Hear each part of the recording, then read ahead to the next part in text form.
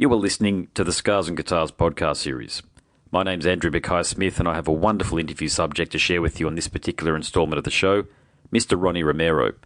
Ronnie is the front man in Ritchie Blackmore's Rainbow, and he also works with Nozomu Wakai in Destinia. Let's have a listen to what Ronnie has to say. Here we go. Mate, I want to welcome you to the show. It's a real treat to talk to you finally. I've long admired your work, certainly at least you've been in the public eye, and the work that you've been doing with Ritchie and Rainbow. So can you describe how you met Ritchie and the recruitment process into Rainbow? Yeah. I was in Madrid in 2015. I moved from Chile to Madrid in 2009. And it was a morning, I was working on my desk, and I got a message from Candice in my Twitter account, and asking me if that account is running by Ronnie himself or management or whatever. And I say, okay, there's no management because I am not a professional musician, So it was funny. And she told me the idea that Ritchie, we found you on YouTube because I used to play in a Rainbow cover band in Madrid with some local musicians, and we had some videos on YouTube. And she found those videos and show it to Ritchie. So They decided to call me, and they told me the idea to play some shows in 2016, and then after that the management called me. They told me everything about the plan, and then a week after that I met Ritchie in Munich. They invited me to get a dinner and have a meeting, and it was actually kind of a meeting, dinner, and audition, and that's it. I mean, I met Ritchie. We've been talking for hours. We've been dinnering and eating. I remember we were eating ice cream. Ritchie loved the ice cream. Yep. Vanilla ice cream, I remember, with chocolate. Nice. Really funny because he told me, he asked me, "You don't want a beer after the dinner, or do you want ice cream?" And I say, "Okay, he's asking me this for some reason, Yeah. So he's kind of testing me, So. Gotcha. Yeah. So I say, I really love the ice cream, and he said, "Okay, me too. So we're gonna get some ice cream." So it was funny. All the meeting was kind of he was testing me about everything, Yes. He asked me about religion and my family and my beginnings in music and Chile and politics and everything. Mm. So it was pretty funny, actually. And then he just took the guitar and we played some songs, and that's it. He told me, okay. I remember we were in a room in a castle in Munich. Yep. And he took the guitar. We started to play some Rainbow songs and Deep Purple, and Candice was on the same room, Mm-hmm. And okay, we played a couple of songs. I remember it was kind of 3 or 4 songs, and he told me, okay, that's it. I mean, if she is smiling, everything is okay.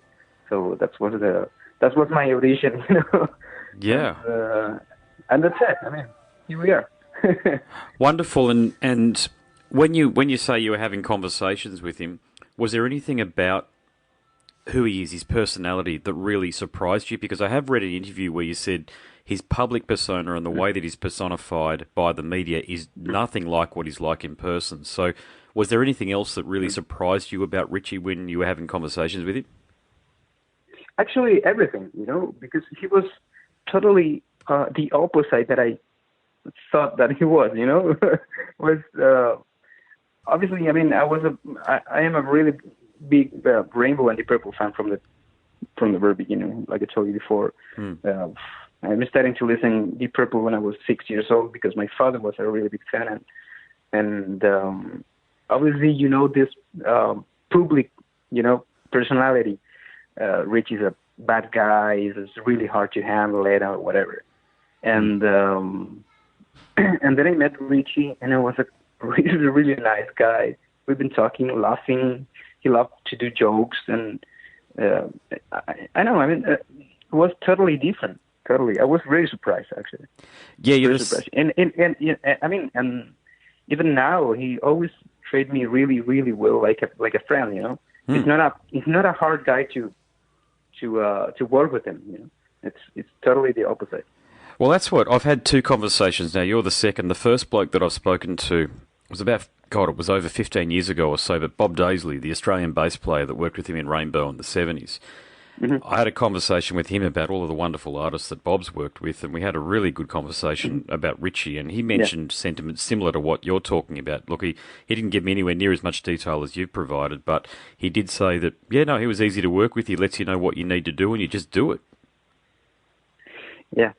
Yeah, and actually, it's obviously he's a nice guy. I mean, all the people involved on this Rainbow thing, it's nice people, you know. Yes. Ritchie, Candice, the management, Carol, everybody treat me really, really well. I mean, I don't have anything bad to say about Rainbow. He treated my family really good, and I remember the first time when I flew to New York to rehearse, they invited my wife to meet my wife too, you know, and we had a kind of a family dinnering, and everything was pretty nice. And on the other side, Ritchie is a really, really smart guy. Yes. So you can talk with him about everything, you know.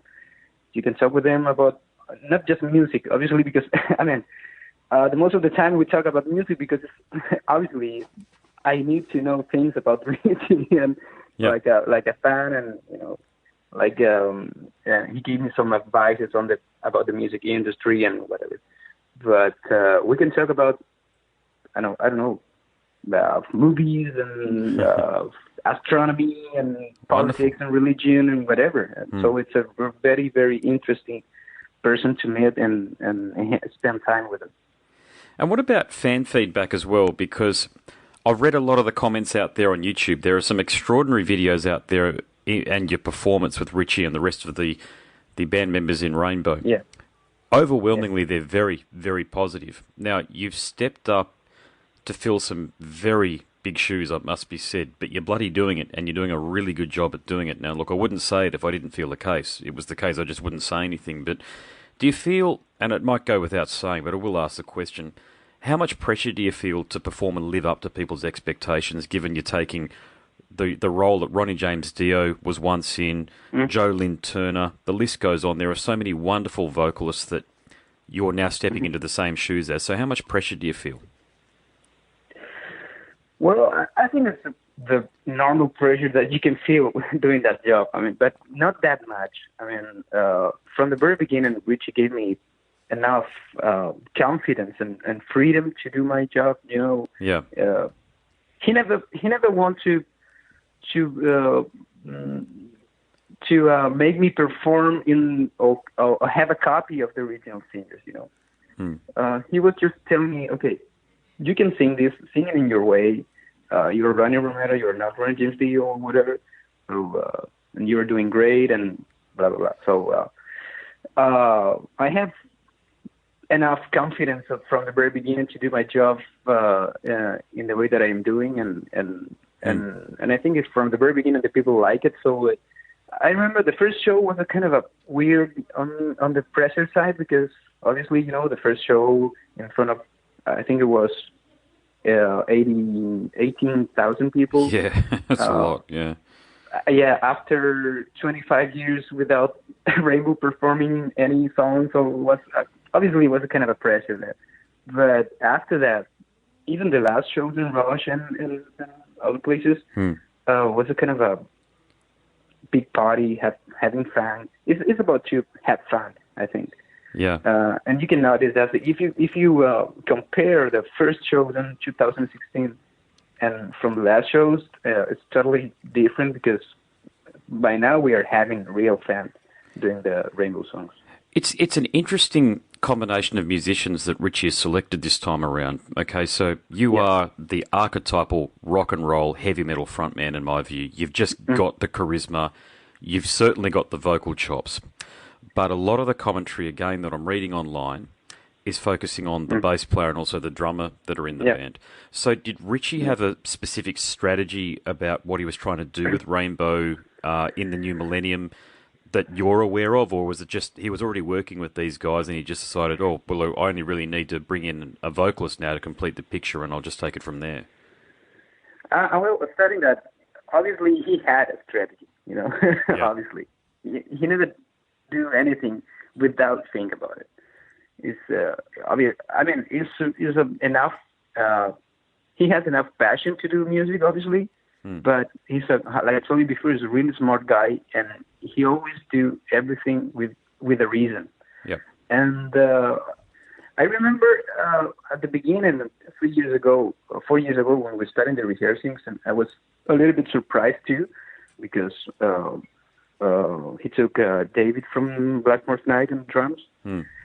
And I've been thinking he was, maybe this guy can do the Cozy Powell thing or not. I don't know. Yeah. They're big shoes to fill, mate. Cozy Powell's an extraordinary drummer. Yeah. But he can, and in the other side, he can play too many other styles in music. So I think it's a plus for us because we can play whatever we want in any way that we want to do. And it's the same with the bass player. I mean, people need to know this guy, the bass player, Bob. He's an amazing musician. He's not just a bass player as usual, he's an amazing guitar player.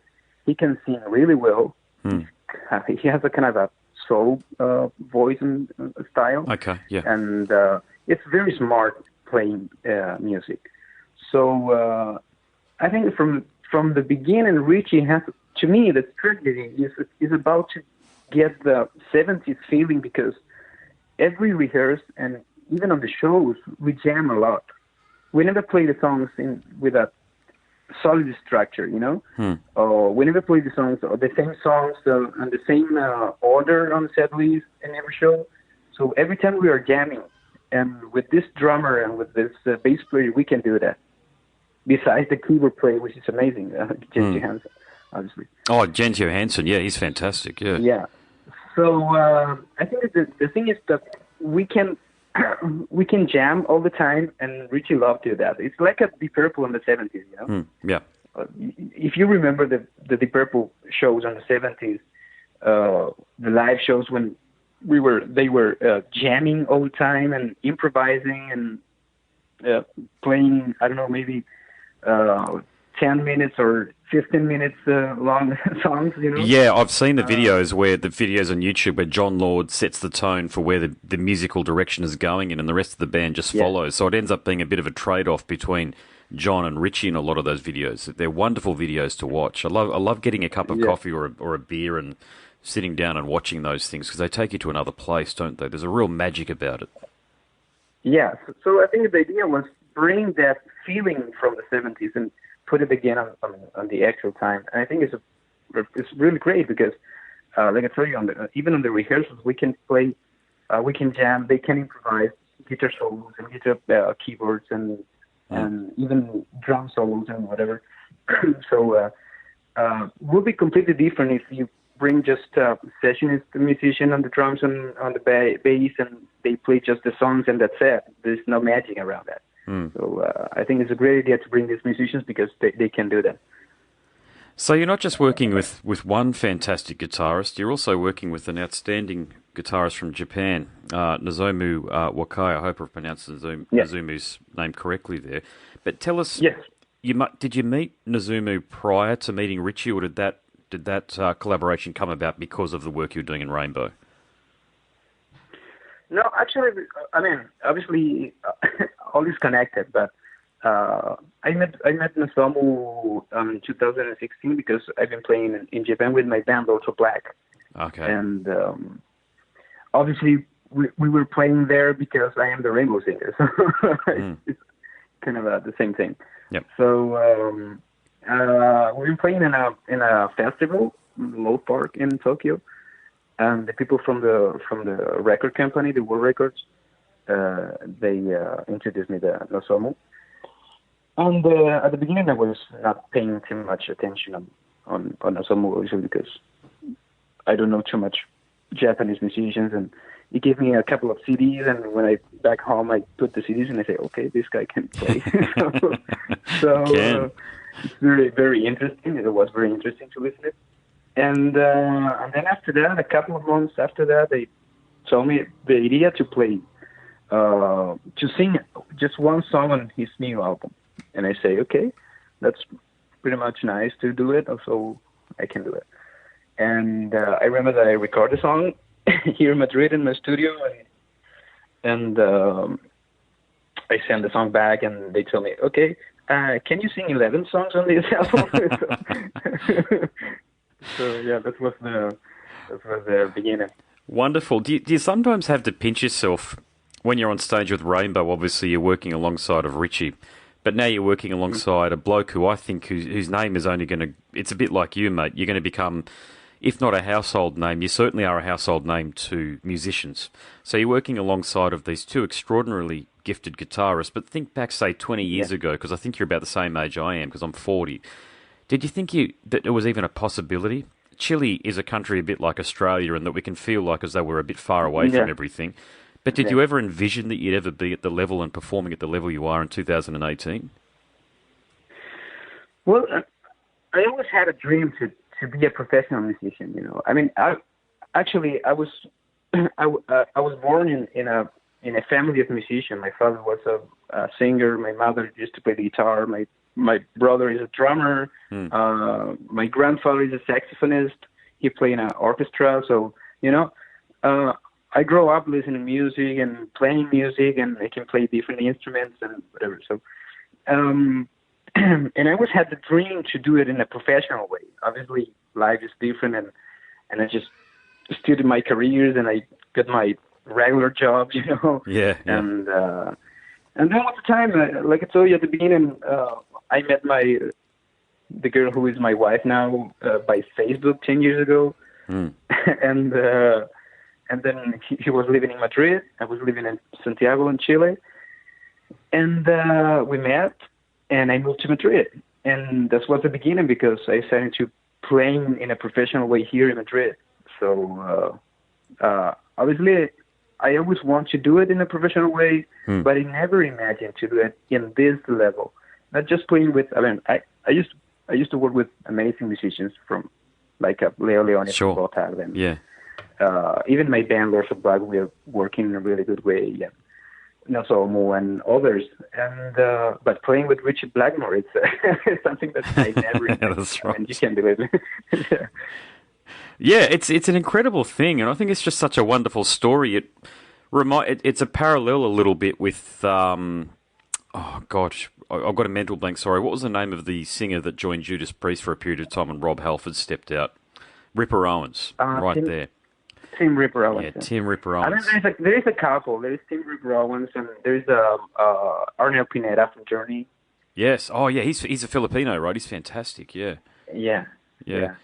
That's an interesting comparison, actually. In that we go to the Philippines quite a bit because my wife's half Filipino, and I know that there are an extraordinary amount of vocalists over there that are very, very good at what they do, and guitarists as well. And I know in South America, I've got a good mate from Chile as well, who tells me about all the wonderful guitarists that are in Chile that just don't have the platform to get their music out there. I mean, of course, you can put things onto the internet, but who's going to find it? Someone has to promote it, and somebody has to get behind it. But yeah, you know, there is around the world, there's amazing musicians everywhere. They need just a chance to show his work. I mean, every time is like that. I mean, I've been touring the world last 3 years, and in every town there is an amazing musician. You know, there's a great guitar player, there's a great singer there in the audience. I met amazing drummers and bass players and whatever. But they need that chance to do something else. Obviously now it's really easy because you have internet and you can put your stuff on YouTube and in the social or whatever. So by now it's really, but you can imagine without internet, I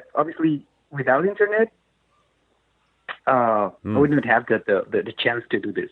Not the reach, no. Yeah. Yeah. I think my take on it is, I've already said that I think Chile's a bit like Australia in that we're far away from the commercial bonanza that is North America and also Europe.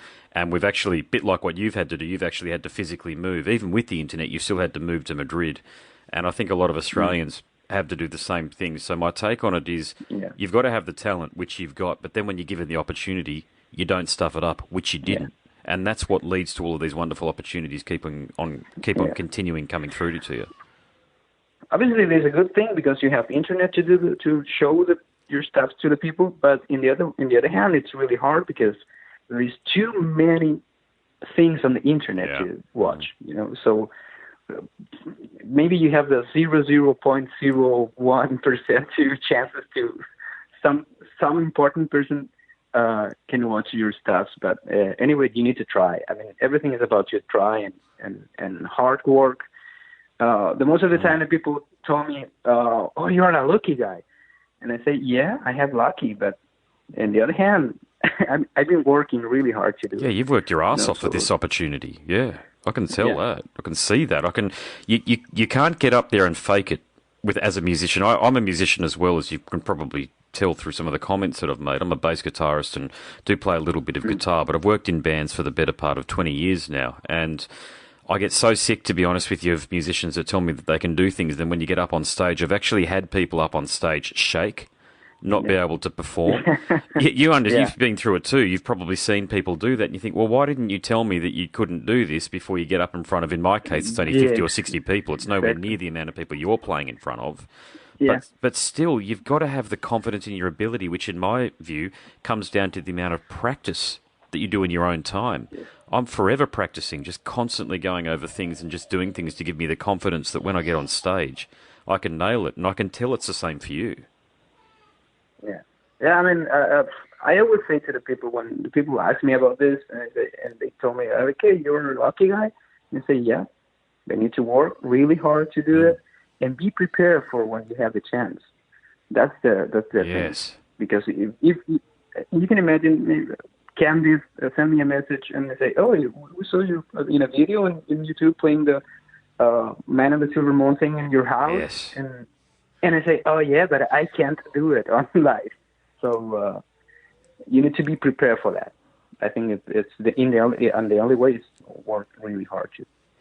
Have you thought about writing a book about your story, this story right up to, and also the work you've been doing with Ritchie? Well, probably in 20 or 30 years, I will have enough material to do it. By now, probably have just the first 2 chapters. But why not? I mean, in fact, I remember last year there was a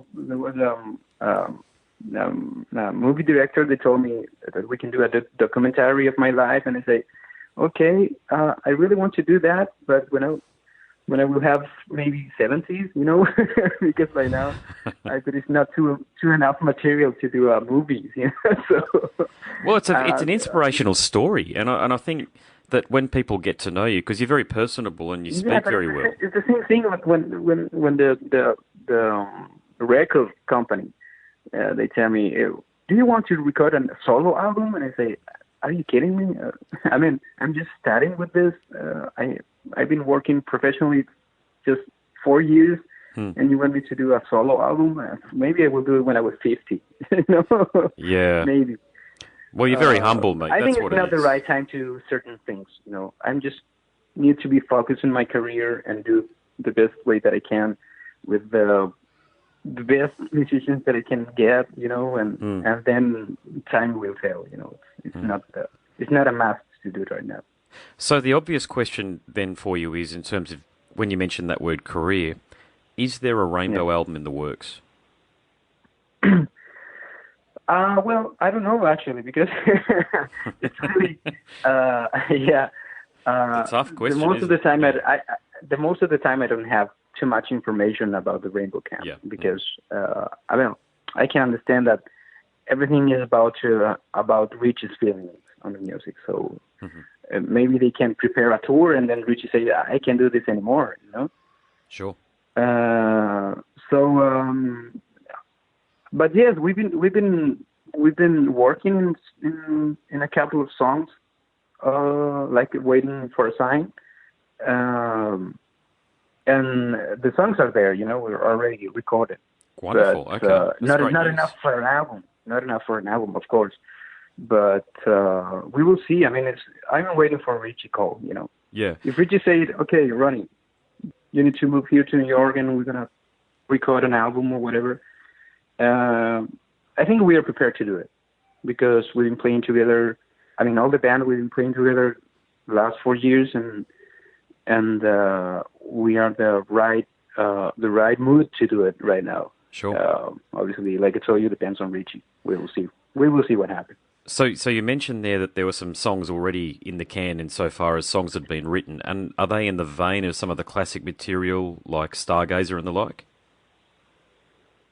No, I mean new songs. Oh yeah, when I say so, the new songs, are they similar to some of the older material, or has it gone in a different direction? Well, that's too much information to say. Okay, no, that's fair enough. Anyway. I thought since you brought it up, but I'd ask. anyway, it was like the waiting for a sign. When I remember when Ritchie told me, "Hey, I have a song, and maybe you can sing on it and see what happened." And I would send you the song, and I say, "Okay, cool." I was very excited, because it's a new song, previously unreleased, and it's wonderful news. Written by Ritchie, And I was waiting something like Kill the King or something like that, Lighting the Black or something really fast and heavy, Yeah. And then he sang me the song, and I was at the beginning I was like a very, kind of okay, this is good, but it's not the thing that I've been expecting, I was a little bit disappointed in that way.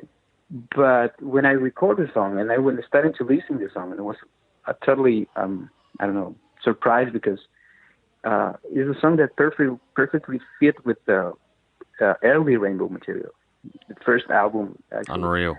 Yep. So there is a couple of, I think it's really, really good songs, but we will see what happens in the future if Ritchie wants to do something or not. Obviously depends on his feelings, depends on the healthy, Yeah. He's a guy from 73 years old with some problems on the back and arthritis and everything. So, but by now we're in a really good mood to do even more tours, and we will see if we can do an album. Why not? Yeah, you just hit on a point I was going to make actually. The fact is, he is in his early 70s, and the time is precious. We know that, and there, but for the grace of God, nothing happened to anybody that's in the collective there right now. But I think a lot of fans, and certainly I've read that, a lot of fans have alluded to Ritchie's age and if there is a potential for another album. So fingers crossed, mate, that there is, and of course, hopefully you're a big part of it. Thank you. Yeah. I see that. All right, mate, I better make this my last question for you. Because I'm in Australia, okay. I need to ask, have you had much feedback from Australian fans and listeners over the years? Sorry, what? Have you had much feedback from Australia? So from fans in Australia reaching out to you feedback? Yeah, feedback, yeah. Yeah, of course. In fact, I was really surprised because there was Australian fans on some of the Rainbow shows. And it's that kind of fans that you not expect on the shows because you're playing, in UK or you're playing in even Sweden. In Japan. I remember there was a couple of Australian guys in the local park, and I was really surprised. And I started to talk with these people, and there is a huge rock and heavy scene there. In fact, I've been talking with the Gotthard singer Nick Mather. Okay. He was living in Australia. He was playing in a band there, actually with a kind of a AC/DC cover band. Oh, really? Sorry, what was the name of the singer? Yeah. What was the name of the singer, sorry? Nick Mather. What band was he in originally? He's in Gotthard right now. Okay, right. Yeah. No, look, you find out through the grapevine that a lot of musicians do spend a lot of time here talking about people who aren't Australian. They move here and they might have a holiday house or what have you. And the people and the bands there are starting to go there to tour Australia. So it's a very interesting new market to some shows or whatever. So yeah, probably, and probably, I mean, I'm not talking about Rainbow, but maybe with some of my bands, we will go there very soon. I think the guys from Primal Fear, they've been there. Yeah, they're coming. If they're not, recently. if they haven't already been, yeah, exactly. Yeah. There's heaps of. So yeah, I've been talking with the guys, and they told me, yeah, there's a good scene there. So there's a lot of fans, rock and heavy metal fans. So yeah, interesting, really interesting. Yeah, there's a ton. There's a lot of death metal, black metal, all of the bands under the rainbow of, excuse the pun, of heavy metal. The rainbow of genres under heavy metal, mate. A lot of them do come down to Australia, and I'm very privileged to talk to so many of them because, of course, I've got contacts in the industry that give me the opportunity to have a chat to them, like I've been able to have a chat to you, and all of the musicians that I speak to, certainly, and I don't think it's fake either. They're so excited to come down here and talk about the feedback that they get from Australian fans, and I'm proud of the way Australian fans are supportive of people in rock and heavy metal, because I know it's not the flavour of the month in the United States, for example, and it's harder. It's probably the hardest genre to make a living out of these days because it doesn't get mainstream support. So it's a great thing. But mate, this has been a wonderful chat. I really, really appreciate how open you've been, and I just want to offer you again a heartfelt congratulations on the wonderful performance that you've put in with Ritchie and the rest of the Rainbow guys. It's extraordinary, mate, and I think you are an inspiration. I meant what I said before, because I know it's not easy, and you have to work bloody hard to do what it is that you're doing, mate, but you're doing such a great job at it, and I really hope that brand new Rainbow album comes out and you feature heavily on it. Thank you very much. I really hope to see. You have been listening to the Scars and Guitars podcast series. My name is Andrew Mackay-Smith, and that was a conversation between myself and Ronnie Romero. Ronnie is the frontman for Ritchie Blackmore's Rainbow, and he also works with Nazuma Wakai in Destinia. Thank you so much for listening.